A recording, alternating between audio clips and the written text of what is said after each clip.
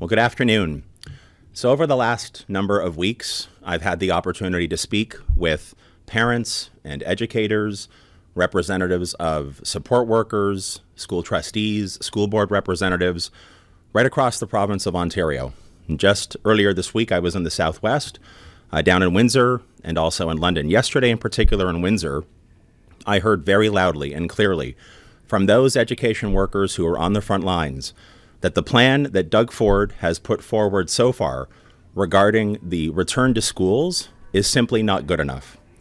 We know from having listened authentically to all of those frontline education workers and to parents, now more than 200,000 parents, by the way, who've signed the online petition, every single one has told us the same thing. Our schools simply are not ready. Anxious moms and dads, grandmoms and granddads have no confidence in the plan that's been released so far by Doug Ford and this government. I say this as the father of two young daughters that my wife and I are raising in York Region, with our older daughter scheduled to go back into grade 8 or to go to grade 8 and our younger daughter grade 4. We know, we share the anxiety that people are feeling right across Ontario. And they're feeling that anxiety for a few reasons. One is the lack of clarity, the lack of certainty, and most importantly, the lack of a clear plan to deliver on adequate physical distancing. No physical distancing means no safety. It is the very first thing that we learned in this pandemic, and it's the very thing that we've heard consistently from every head of government, from every public health official since the COVID-19 pandemic disrupted our lives. Without a real plan to bring class sizes down to 15 students, I am calling on Doug Ford and the Ontario government to announce that the reopening of schools will be delayed so that we can get it right. We can't rush into this. We can't put our health, the health of our kids, their families, and everybody who participates or works in the public education system at risk, and we cannot afford, here in a province where, thanks to the hard work of the nearly 15 million people who call Ontario home, it looks like we've flattened the curve and we're moving in the right direction. If we want our economic recovery to be successful and to be sustained, we need to get schools reopened safely. So again, we can't afford to rush into this.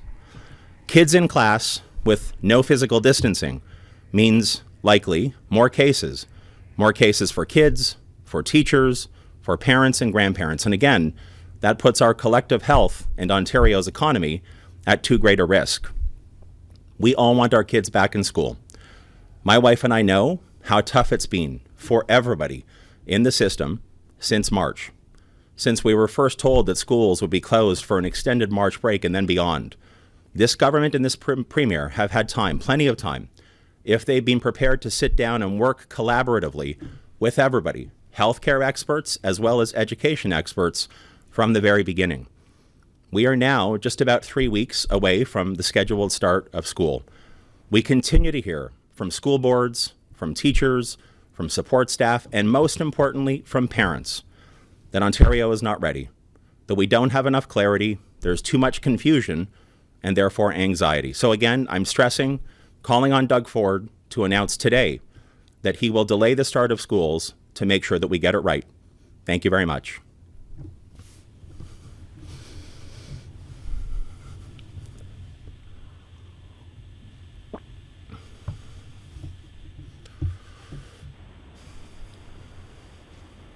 Your first question comes from Travis Danraj with Global News. Hi there, Stephen. Thanks for taking my questions. I know that the last time I spoke with you, you said that you were having a discussion with your wife about whether or not you are comfortable sending your own kids back to school. Now that you know the government's plan, are you going to send your own kids back to school? So, it's a great question, Travis. My wife and I talked about it last night. We've been talking about it now for several weeks. We've been listening to friends and family, others who live in York Region where we live, and we have a deadline to complete the surveys that our daughter's school board has given us. The deadline's Monday. I believe there's a number of school boards that have set a similar deadline. We've given ourselves our own deadline as we're reviewing the York Region Catholic School Board's plan, which is a plan that they've worked hard to put together, given that Doug Ford's not given them the time or the adequate resources to get it right. We're going to continue to talk about it through the weekend and make a final decision on the weekend. I will say that our inclination is to want our daughters to be back in a classroom, but it's not an easy decision to make. And we are not a family that's in a vulnerable position. And I have heard from hundreds, we've seen from thousands of families across this province that don't have the privilege that me and my wife have, don't have the support that we have, people who've got to make really tough decisions that they should never have to make, choosing their career or their kid, because Doug Ford simply has failed the grade on his education plan. So we're going to talk about it. We are inclined to send our daughters back, but we are exceedingly nervous about the decision that we are being forced to make, given the circumstances that surround us at this point in time. And I will tell you that it would come as a great relief to us and to millions of other parents if Doug Ford would do the right thing, would stop pushing the buck or passing the buck to school boards and downloading the decision making, actually step up, show leadership, delay the start of schools, invest the money that's needed to make sure that we get it right. And two more questions really quickly.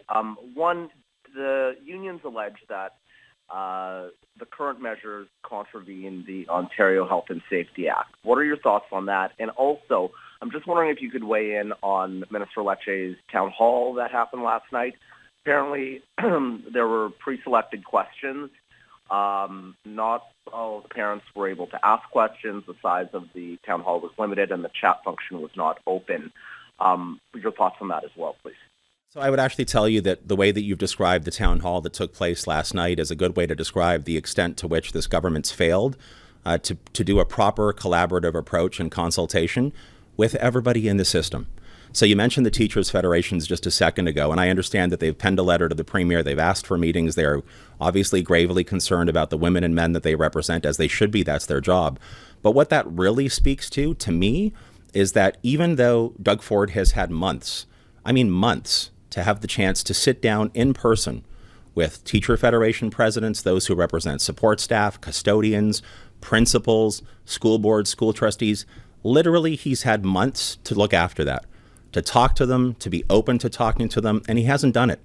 And so here we are 3.5 weeks away from the scheduled start of the school year.